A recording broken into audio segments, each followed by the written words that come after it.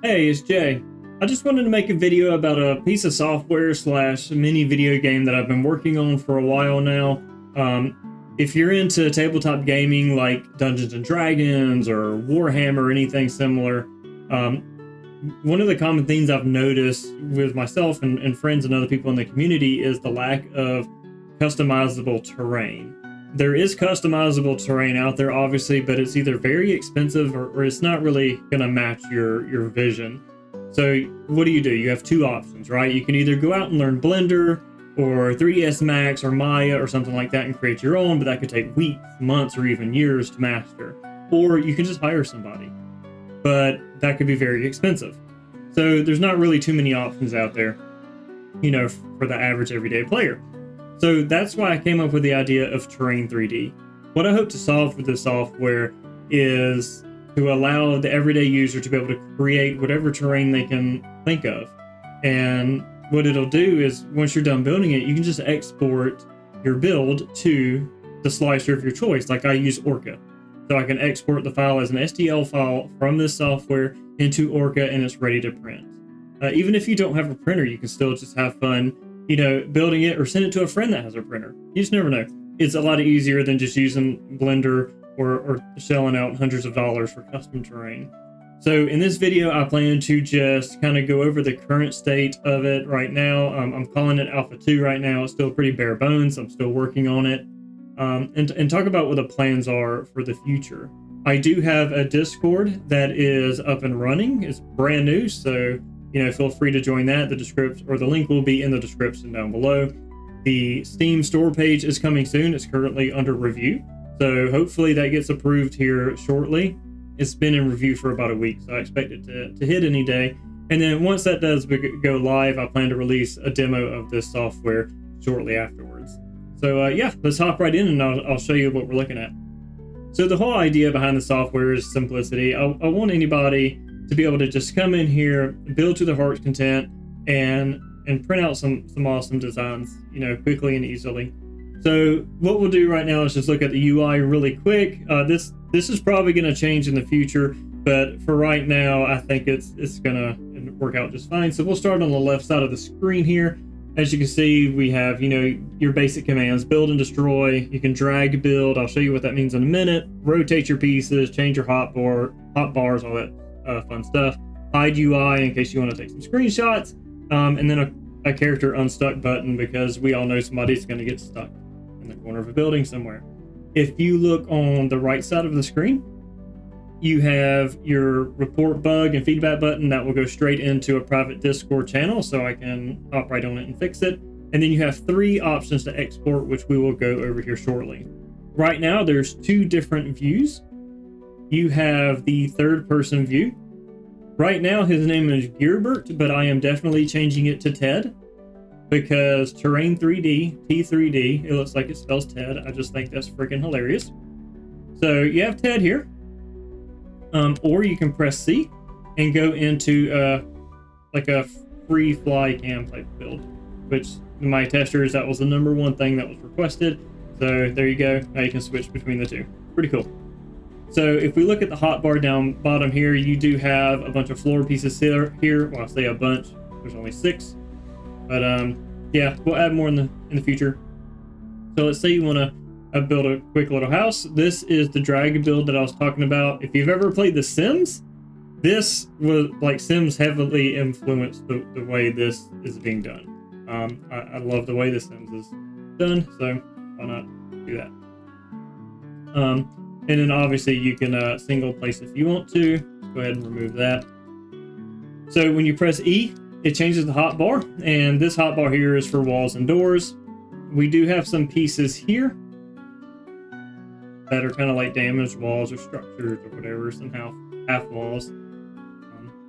But this is good enough for now, just to show what we're working with. And if we press E again, we will go to a decor type of section. So we have some pillars here. These will snap into corners, like so. You can also put them in the middle of the room if you wanted to, for whatever reason. Yeah. Right now, there's no way to toggle snapping, but that I'm working on it. That's going to be coming in the next big update. So you will be able to toggle your snapping on and off for every single object in this, not just for certain things. Because right now I have certain things that snap and other things that are free build. Here in the near future, you'll have the best of both worlds. So let's throw down some pillars, and then we have these stairs. Like right now, these stairs don't snap. That will be fixed. So we'll work on that. Anyways, let's just throw that down there. It's kind of ugly, but hey, it works. And then if you noticed down bottom, there's two different colors for the hotbar. The decor pieces are going to be blue, like this table here. So on the hotbar, that's blue. And then the building pieces are gray, and that's important.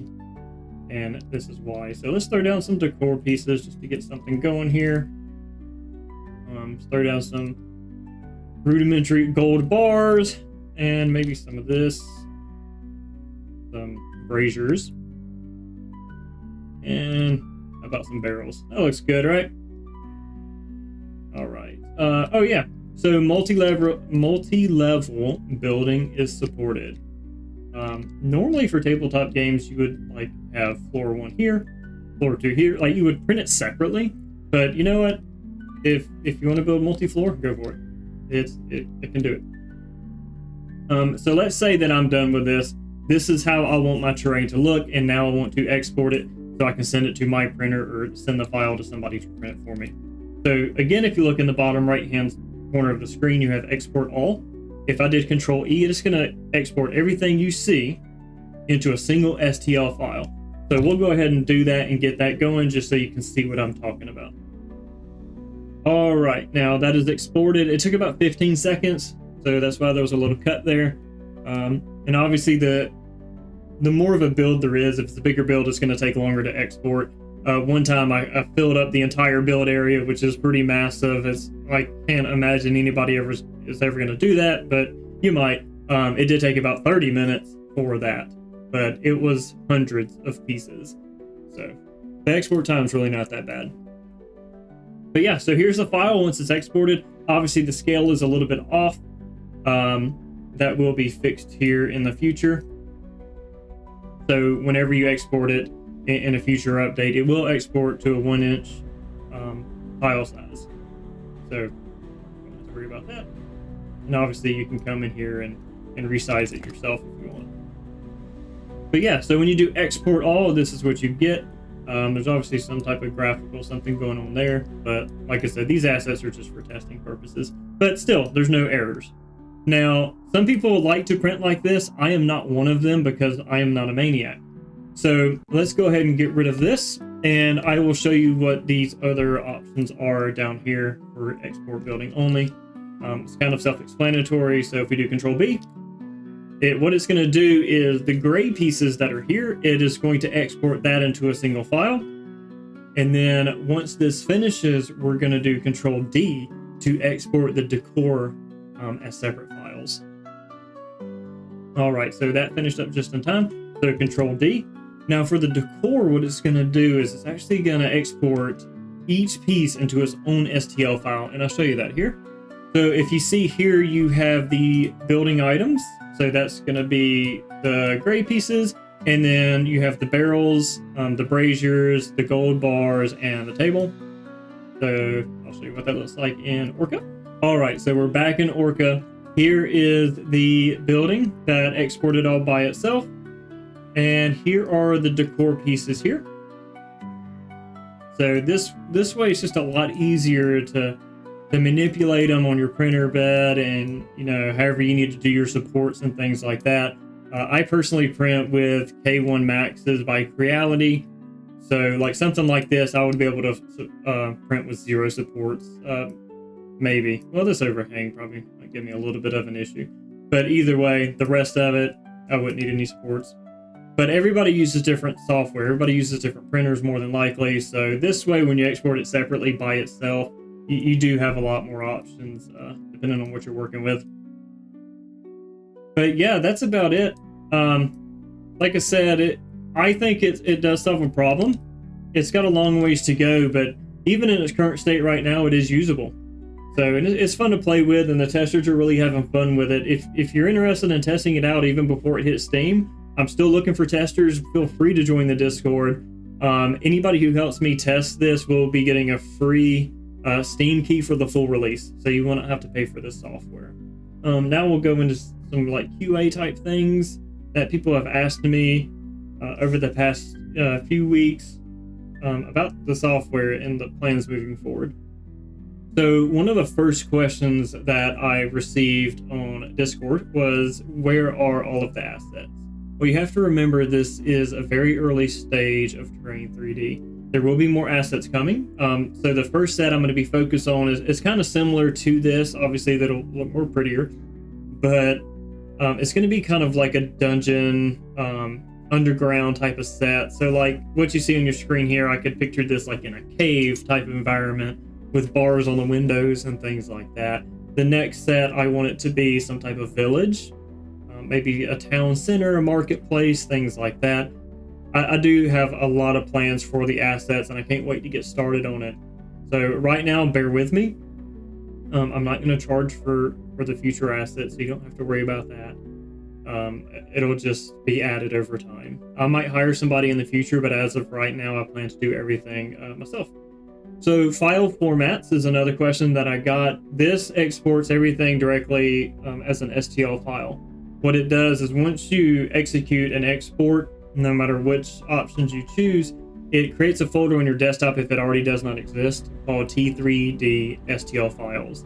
And all of your STL files will go into that folder.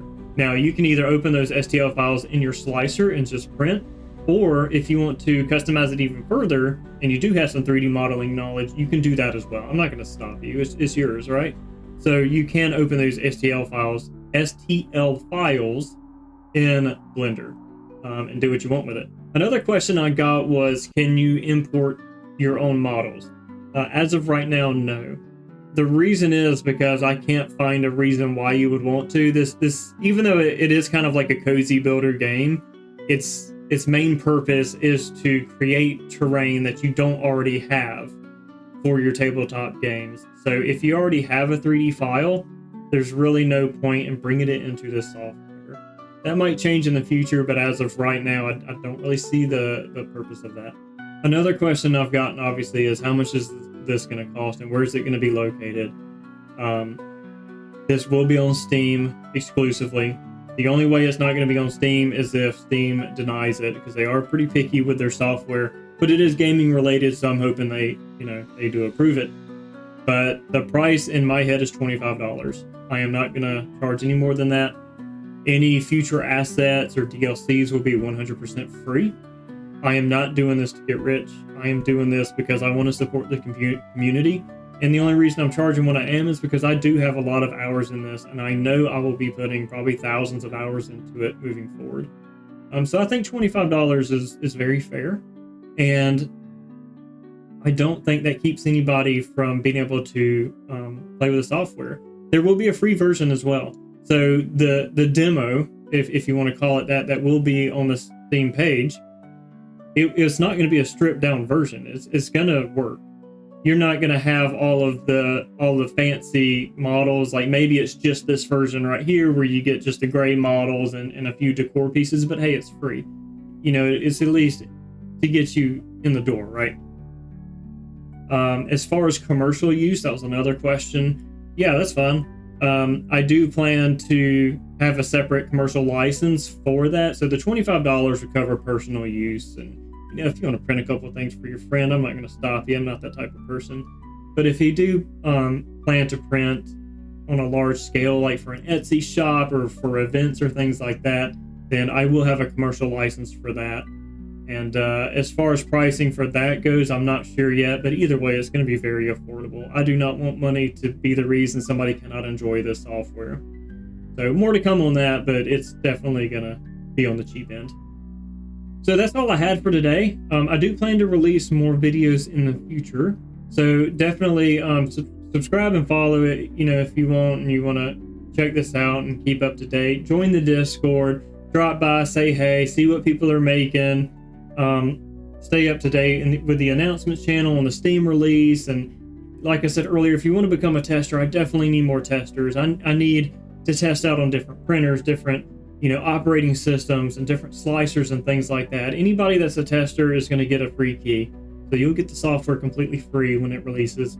It would really help me out, and it would help you out too, because you don't have to spend any money. So yeah, if you have any questions, just drop a comment below or stop by the Discord and say hey, and I'll try to answer them as soon as I can. So thanks for sticking with me, and I'll talk to you later.